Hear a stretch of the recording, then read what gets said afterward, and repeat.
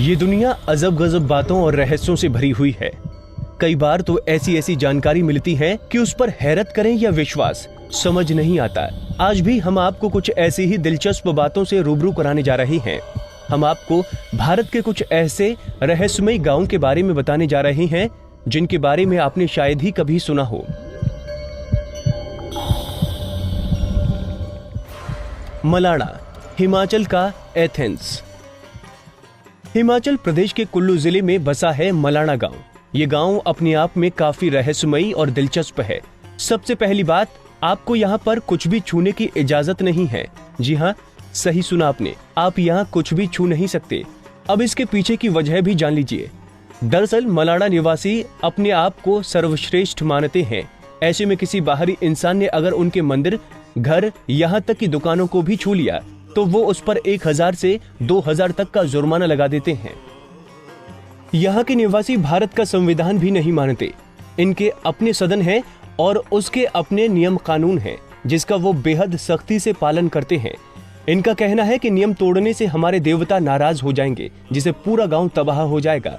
गांव वाले जमलू ऋषि की पूजा करते हैं। इस गांव के इतिहास के मुताबिक जमलू ऋषि ने ही इस गांव के नियम कानून बनाए थे।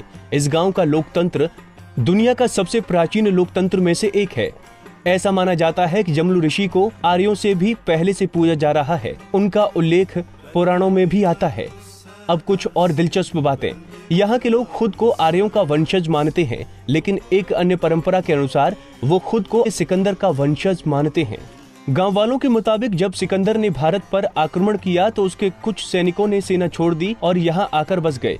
वहीं यहाँ साल में एक बार फागली उत्सव मनाया जाता है, जिसमें ये लोग मुगल सम्राट अकबर की पूजा करते हैं। यहाँ आने वाले टूरिस्टों को गांव में रुकने पर मनाही है।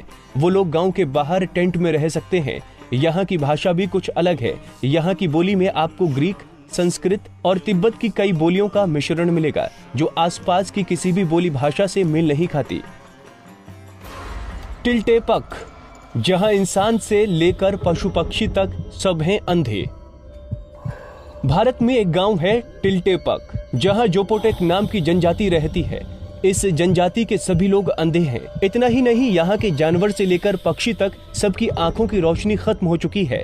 दरअसल यहाँ पैदा होते वक्त तो सभी बच्चे सही सलामत और स्वस्थ होते हैं, मगर कुछ दिन बाद ही वो दृष्टिहीन हो जाते हैं। यहाँ के निवासी अपने इस अंधेपन के पीछे की वजह एक श्रापित पेड़ को मानते हैं।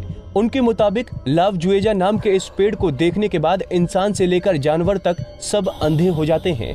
हालांकि वैज्ञानिकों ने इस कारण को नकारते हुए बताया कि यहाँ के अंधेपन के पीछे की वजह एक खास किस्म की काली मक्खी है, जो काफी जहरीली होती है और इसके काटने पर उसका जहर शरीर में फैल जाता है, जिसका सबसे पहला असर आंखों की नसों पर पड़ता है, जिससे जानवर हो या इंसान वो जल्द ही अंधे हो जाते हैं।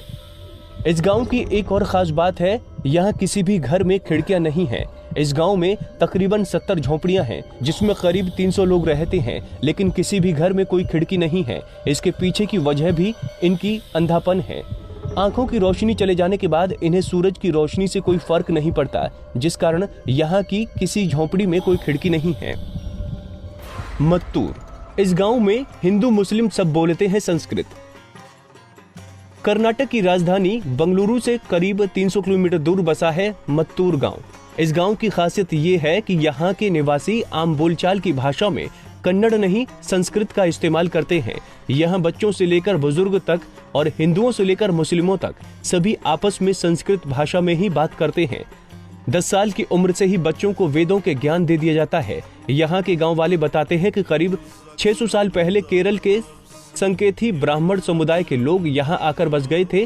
तब से यहाँ संस्कृत ही बोली जाने लगी। हालांकि बाद में यहाँ के लोग कन्नड़ भाषा बोलने लगे थे, लेकिन 35-40 साल पहले पेजावर मठ के स्वामी ने इसे संस्कृत भाषी गांव बनाने का आह्वान किया, जिसके बाद मात्र 10 दिनों तक रोज 2 घंटे के अभ्यास से पूरा गाँव संस्कृत में बात करने लगा। मत्तूर गाँव में 500 से ज्यादा परिवार रहते हैं, जिनकी संख्या तकरीबन 3500 के आसपास है।